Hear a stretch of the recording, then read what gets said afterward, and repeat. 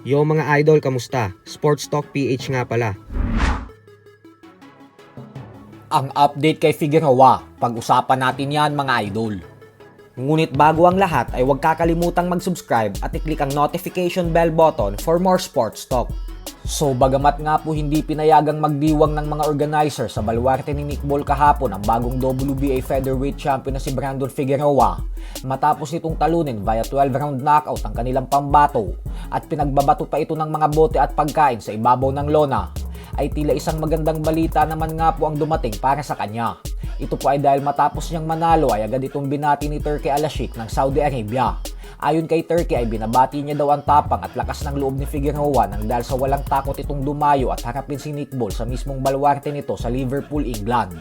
At dahil umano sa napahanga siya nito sa ginawang pag-knockout sa former undefeated champion, kaya naman gusto niya daw itong makitang lumaban at depensahan ang kanyang WBA featherweight belt sa September 12 sa Riyadh, Saudi Arabia sa gagawin nilang Mexico vs. The World boxing event, kung saan bibida ang Mexican superstar Canelo Alvarez sa main event.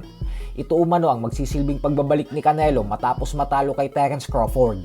Kaya gusto niya daw samantalahin ang pagkakataon na ito para makitang lumaban ng personal si Brandon Figueroa. Napakalaking bagay po nito para kay Figueroa dahil alam naman nating lahat kung gaano kalaki magbayad si Turki sa mga boksingerong kinukuha niya sa mga event niya. Kaya hindi talaga ito pwedeng palagpasin ang kampo ni Figueroa. Habang si Nick Ball naman na siyang hindi matanggap ang pagkatalo at tila kinarma sa pagtatago ng hand wraps niya, ay medyo kawawa ang sinapit ngayon dahil bukod sa masaklap na pagkatalo via knockout na nalasap niya, ay wala na din plano si Turki na ibigay pa sa kanya ang dapat sana ay mega showdown nila ni Naoya Inoue sa katapusan ng taon na ito.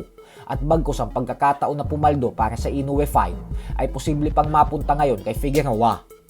Sa kabilang banda naman mga idol ay habang mainit nga po ang usap-usapan na naghihirap na ang former undefeated 5 division champion Floyd Mayweather Jr.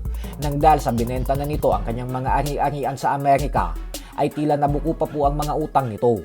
Ibinunyag po kasi ng isang mamahaling kondo sa New York City na hindi na daw nakakapagbayad si Mayweather sa kanila.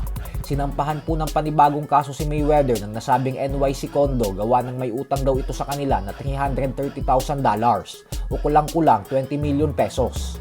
Ayon sa NYC condo ay nagsimula daw hindi makapagbayad si Mayweather sa condo unit nila sa kalagitnaan ng taong 2025. Saktong-sakto sa panahon na mag-umpisang kumalat na naghihirap na ito at nagbebenta na ng kanyang mga ari-arian. Nasa $100,000 o 6 na milyong piso umano per month ang bayad sa pagrenta sa nasabing condo unit ni Mayweather. At simula umano buwan ng Hulyo nitong nakalipas na taon ay hindi na nakapagbayad pa si Floyd. Kaya naman nagdesisyon na daw ang kumpanya na sipain at paalasin si Mayweather sa property noong buwan ng Disyembre.